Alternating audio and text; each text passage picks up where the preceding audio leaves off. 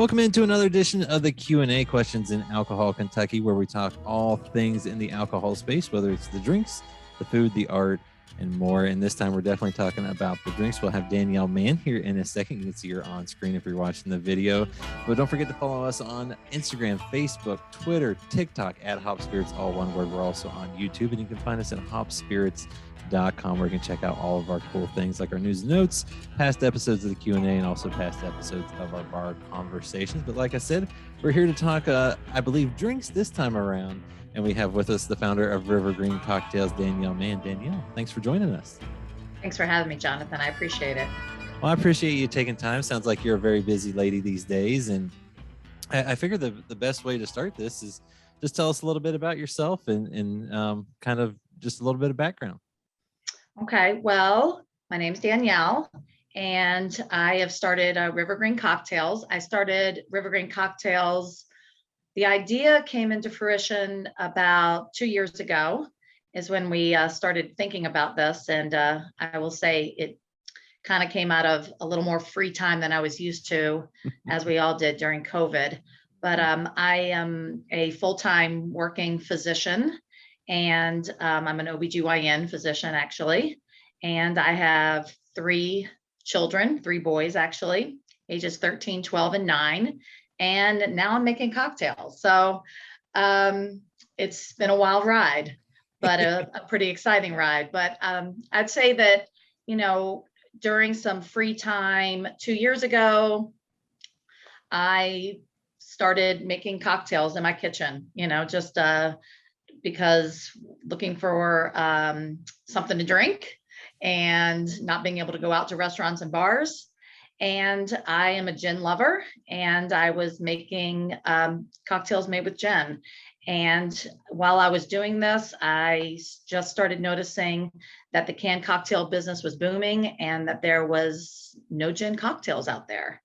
And so that's kind of how it started, that I got intrigued why there weren't gin cocktails. I understand, some people may not like gin the way that vodka has exploded, and there's a lot of vodka cocktails out there, but gin was definitely lacking in the market. And I thought that there was an opportunity there.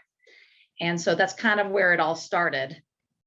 And as I started researching cocktails and classic gin cocktails, I saw definitely that there were a lot of cocktails that are wonderful cocktails, that are pretty classic cocktails, that we ended up creating and putting in a can. So we have 3 cocktails. We have something called the Bee's Knees, which is a lemon and honey, gin and sparkling water. We have a Gimlet, that's a lime and cane sugar and sparkling water. And then we have a Greyhound, which is Rio Red grapefruit juice, gin and sparkling water, no sweetener in that one.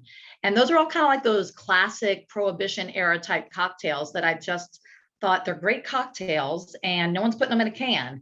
And so I decided to do it. Well, sometimes when you have free time, things can be dangerous. I mean, did you think, like, you mentioned it was free time that this came about, not seeing it, but I mean, when did you really push it forward and go, okay, besides there just not being any that I can go get, because obviously it is a little easier to have a canned cocktail. When did you go, okay, maybe there is a business for this? It's a very good question. I would say there's always been a little part of me that's always wanted to be an entrepreneur. And so when this idea came and I just kept researching it, I just think that I saw the opportunity and I got intrigued by the opportunity. And I thought this could be something. Not only was it the gin, but I was also, as I started researching it, noticing that even though the canned cocktail world was booming, there was definitely something that I wanted in that category of drinks that was not there. And what I mean by that is that I was really looking for a real cocktail, real cocktail that was in a can. And a lot of the cocktails that are out there, they're in the canned cocktail shelf or the area of the liquor stores, but I wouldn't call it a cocktail. There's the hard seltzers, there's different things, but we've created a cocktail. It is truly a cocktail in a can. It's made with fresh juices. It's a 12% ABV. It is a real cocktail. It is what I made in my kitchen and I put it in a can. And so for someone busy like me, I love it, so not only is it something that's easy to grab if I'm at home, but it's easy to grab, if I'm going someplace to someone's house, instead of bringing a bottle of wine, I can bring canned cocktails, and it truly is a canned cocktail. Well, and two, you touched on it. You're a gin lover. I mean, is that, and obviously there was a hole in the market, at least as far as what you could see, especially at that time. Is that just where the idea to go down that route really came from, and why you stuck to it? Really, I just saw the opportunity. I saw an opportunity, and I've had other people who've said, "Are you going to do something with vodka? Are you going to do something with tequila?" I was like, "It's been done." There's a lot out there. And so I was kind of intrigued by the different, and just something that would be unique. And I guess that's where I saw the opportunity, and I thought it could be something, because no one else is or was doing it. There's certainly some gin and tonics on the market, and there's some wonderful cocktails on the market. I'm not saying that, but I just thought that there was just this niche that was lacking. And with the amount of canned cocktails that are coming out, I just wasn't seeing what was missing. Well, and then you mentioned it too. You use all natural ingredients. It's kind of what you would expect if you go to a good cocktail bar. Even when you guys are producing this, you go the small batch route to make sure you're able to keep all those natural ingredients. Why go that way? And what does it do for y'all?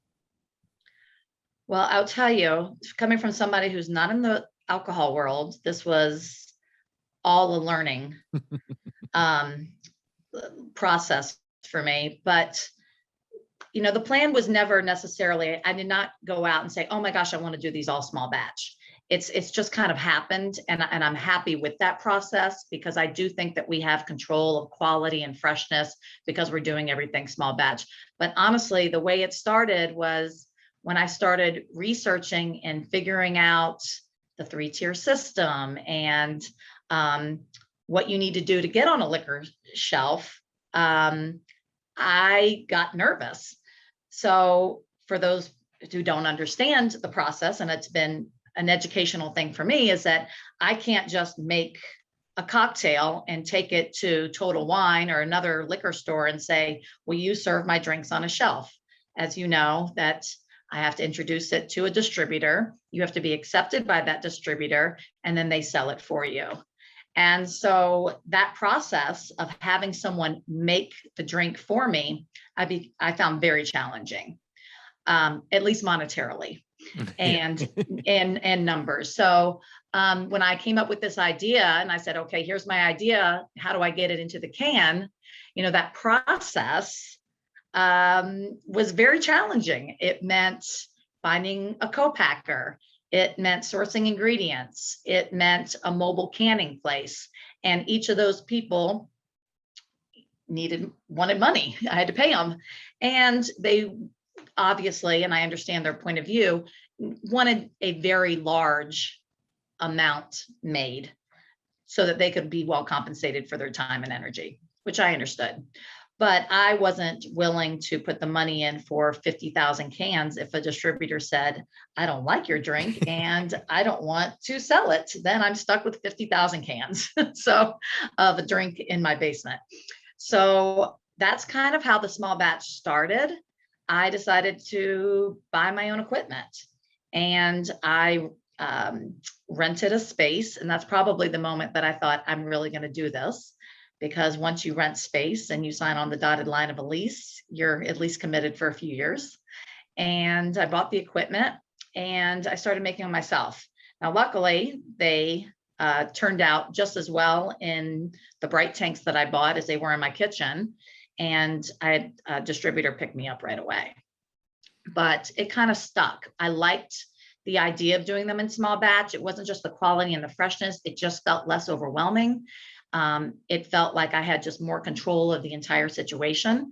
And so I started with 1 bright tank, and now I'm up to 3 bright tanks. I was starting to do a lot more by hand. And when I mean by hand, I was pre-printing every label and hand applying them.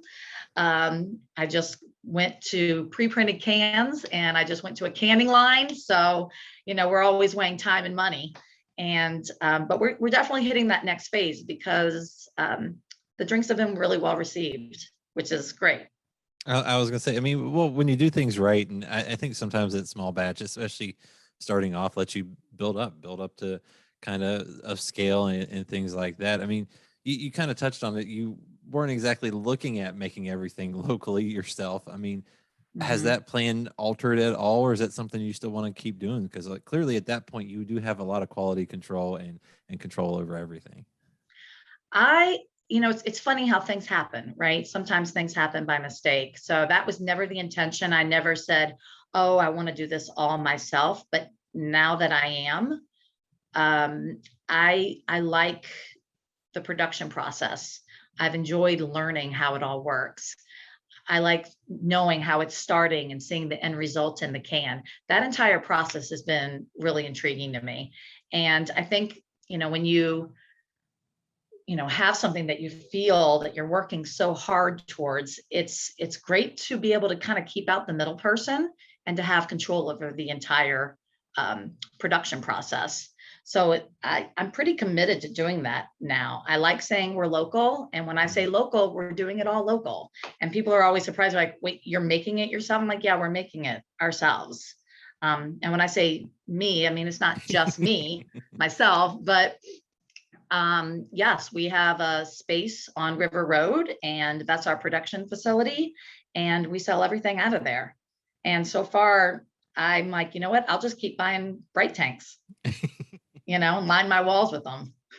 Well, there's nothing wrong with that. And you mentioned, kind of going through this whole process.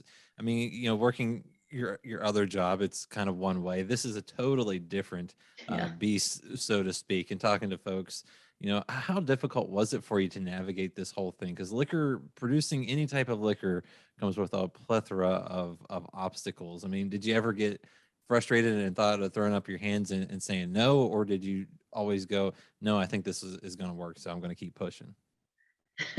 I think it depends on the day of the week if you ask me that question. But no, it gets frustrating. And I think I understand the 3-tier system, but sometimes it gets a little frustrating to not have control over the selling process. But when it comes down to it, when I'm really frustrated, I believe in our product. I really do. And one of the most fun things for me to do is to be out and doing tastings and having people try it. And people don't know sometimes that I'm the one who's owns it and has made them, and seeing people's reaction. That's when I'm like, no, we got to keep moving. This is a good product, and I believe in the product. And I don't know if have you had a chance to try them yet? I have not, and I was sad that I didn't, but life did not line up for me to That's give them okay. a That's good okay. try. Well, I'm I'm looking forward excited to for it you though. to, well, I'm excited for you to try them. And so, and that's what I usually will tell people. I'm like, when I see people's look on their face and they try them and they say, wow, this really tastes like honey. I'm like, that's because it really is honey. We're not using a honey substitute. I'm not using a lemon flavor. When I first started this, I was told you can't do that. Like and that was one of the other reasons for the small batch. They said when and that was a learning process for me, is that when you make things in really large batches, it changes the chemistry of things. And I wanted to stick with the all natural stuff. I want to use fresh lemon juice. I want to use real honey. And so if I have to stick with smaller batches, I stick with smaller batches. Well, and like you said, that I feel like that'll come through a lot, because when you actually get the real flavor, like I always joke, I get the little bottle of lemon juice and lime juice, and then I do a real lime in it, and I go, okay, there's a definite difference in that cocktail. Totally. And Totally. and I feel like for you, you kind of touched on it. Is that basically one of the big ways you differ from other canned cocktails, is that you are using those real ingredients, and in a sense too, going with a true cocktail, and maybe not just a vodka and grapefruit, or a vodka and this type of fruit or something like that. No, absolutely. I mean, I do think that there are several things that set us apart. And, maybe it's not important for everyone, but I do think that there is a certain person who understands what we're doing here, and they want what I wanted, which is, something that's as accessible and easy as a can is, but still has the same quality and taste of something you'd make in your own kitchen. And so, yes, the fresh juices and the real honey, the cane sugar that's made into a simple syrup, all of those things are things you would actually do in your kitchen if you were going to be making a cocktail. And so I think that definitely sets us apart. Gin definitely sets us apart because there's just not a lot of gin cocktails out there. And then honestly, the 12% ABV sets us apart.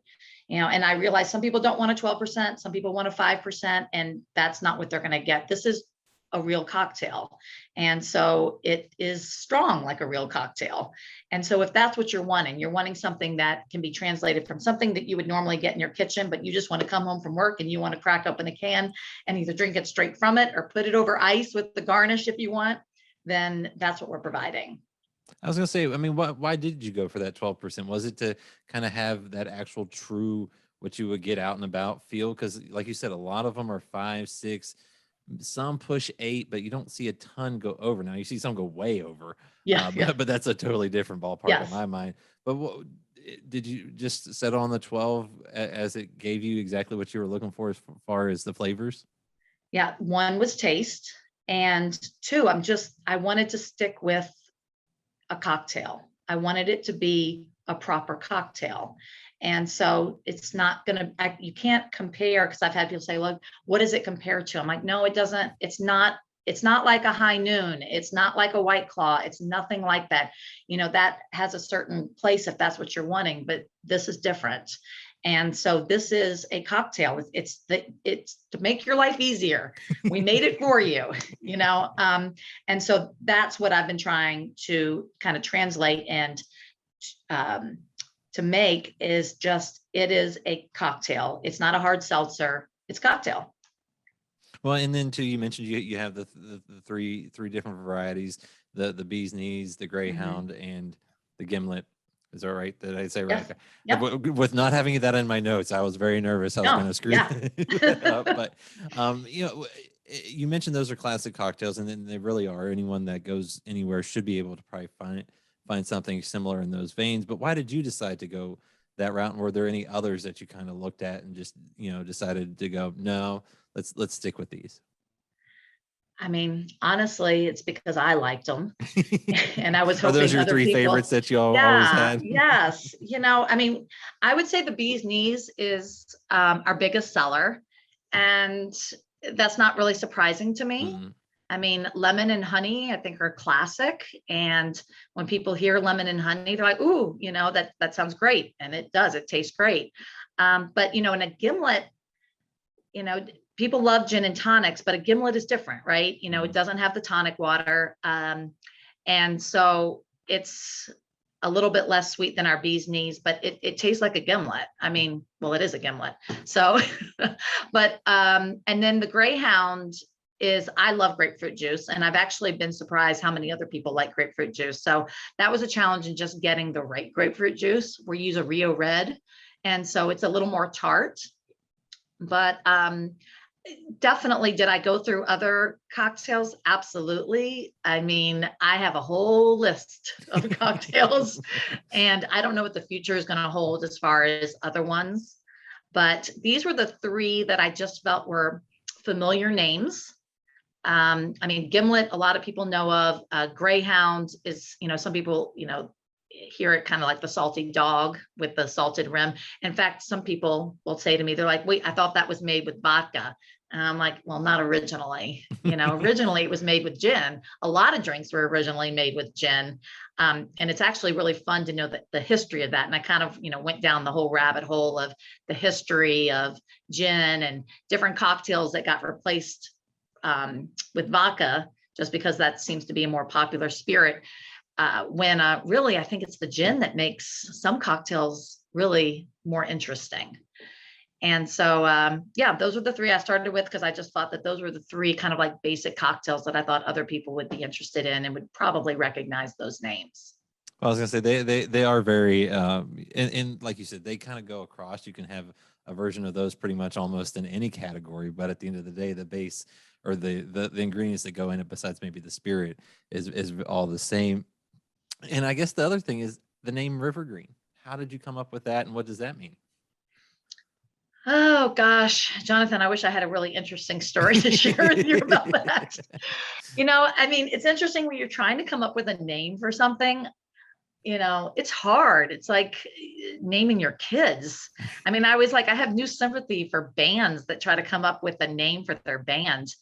Honestly, we tossed around so many different names, and Rivergreen stuck. It's the street that I'm on is Rivergreen, and that's how I came up with the name.